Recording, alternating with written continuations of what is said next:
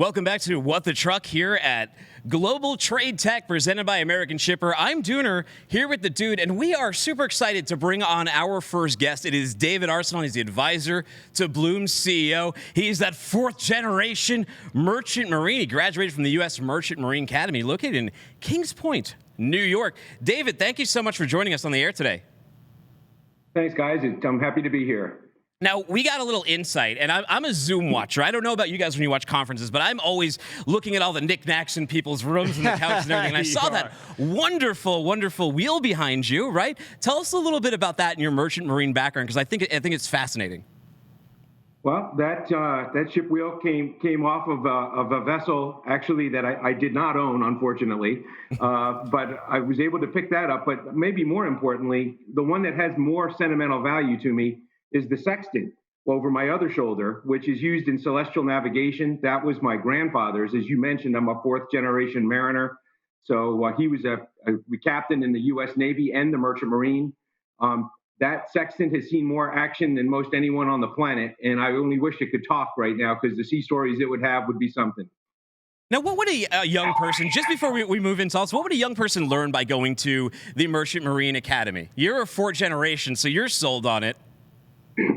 Well, my degree and my background is in logistics and supply chain. So it's certainly an excellent avenue to go in that aspect. But certainly you come through with either a captain's license or I should say a deck officer license or an engineering license, whether you're going to work up on deck on the bridge navigating, or whether you'll be below deck making sure the engine is running to keep the ship moving forward. But it's one of the 5 federal service academies in the country right now. So you need an appointment from a senator or a congressman and an acceptance of the academy. It's a full scholarship at the school.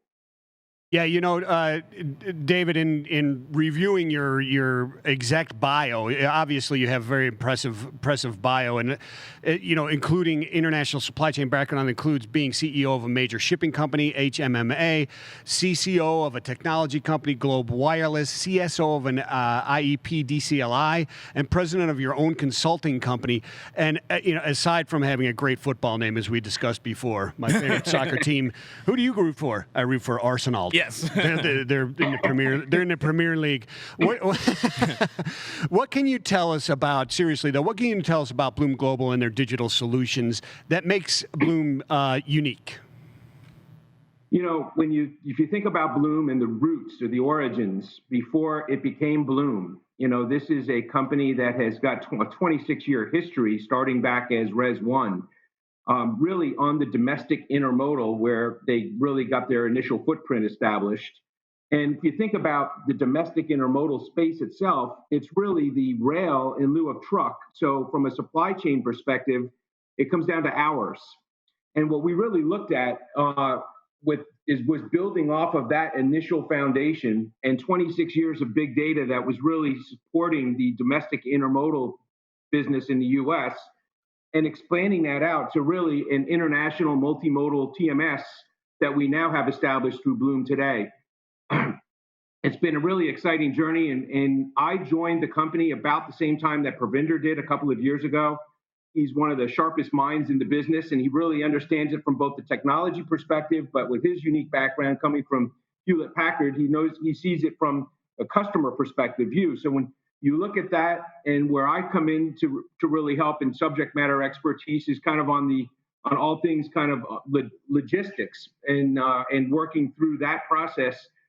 It's the excitement of kind of building on a 26-year foundation, but with all of the excitement of a new startup as we've really rolled out and developed a whole suite of new solutions that really provide that end-to-end global supply chain visibility that for years has been so elusive.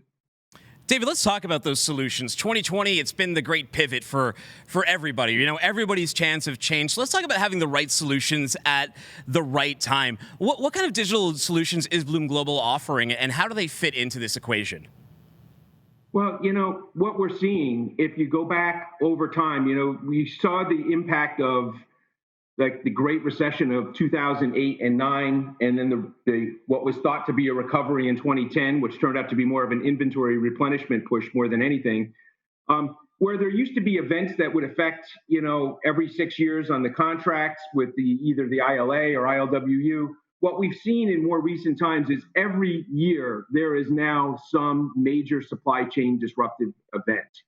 So it's not an exception anymore. It's kind of the rule. If you go back to 2015, 2016, we had the ILWU contract negotiations that impacted ports on the entire U.S. West Coast. Mm-hmm. In 16, 17, you had the impact of Hanjin bankruptcy and all the cargo that got stranded on vessels all over the world. In 18, 19, we started to see the impact of the trade tariffs with China and a shift in sourcing there. And now more recently with COVID.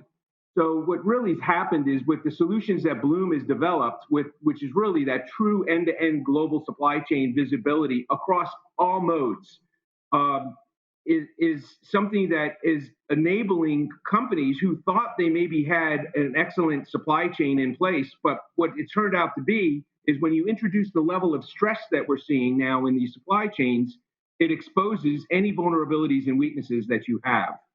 And what we're now finding is that a lot of customers' supply chains were working more through muscle memory than really having the truly nimble supply chain that's needed. And when we see COVID, this was one area that I found, if you look back over history of other supply chain disruptions, we haven't seen anything quite like this, where we see now kind of a bifurcation of the supply chain, where there's some like PPE commodities that need to be accelerated through the supply chain, while we have on the same vessel, moving with the same trucks, the same labor groups, the same railroads, other cargo that we have customers trying to slow down through the supply chain. And, it's a completely different technology that's required to do that, not just having the visibility to identifying your outliers and your exceptions, but also having the logistics execution capabilities to actually, once you've identified them, to start to impact the behavior of your supply chain differently and to make changes to either accelerate or decelerate cargo in that chain. Excellent stuff, David. We only have a couple minutes left here, but so tell us about what type of emerging trends are you seeing going forward as a result of the recent supply chain impacts and the exposure of the fragile nature of it?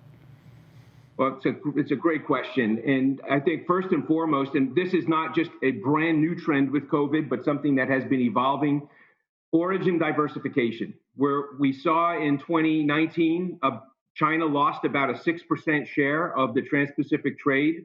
That has continued now with COVID. We're seeing some of that with onshoring or nearshoring, but also a shift towards production and sourcing in Southeast and West Asia, which is also then having an impact on routing. And we're seeing impacts on routing cargo through other alternative gateways in the U.S. We're seeing big box retailers and others that are clearly looking at new strategic locations for distribution centers and e-fulfillment centers as a result of that change, which are long-term decisions. We've seen through this pandemic, there were clearly winners and losers. The companies that were more tech savvy and tech enabled and had deeper roots into e-commerce have certainly been winners through this pandemic, while the others that were more traditional and perhaps were not as forward leaning into technology and more brick and mortar were truly struggling now through this. But we're seeing a big push for those companies now that have identified some supply chain vulnerabilities to really look at technology and really lean into it heavily. Thank you, Dave. David, thank you very much. You've been our celestial guide throughout this segment here, talking about Bloom Solutions. People who want to learn more, where should they go? Please come to bloomglobal.com. We'll have a whole team here that's ready, willing, and able to assist and support you through any of the supply chain inquiries that you have and to get you set up. Thank you very much for your time today, Captain. He was a great guest. I love the background. By the way, Samantha Foley at Turvo, she points something out. That girl from Turvo is Kendall Scott. You guys can chat with Kendall Scott in the demo.turvo Slack channel. So go do that. We're going to go into break right now. When we come back, we'll be talking to George Lawrence from Triumph Pay.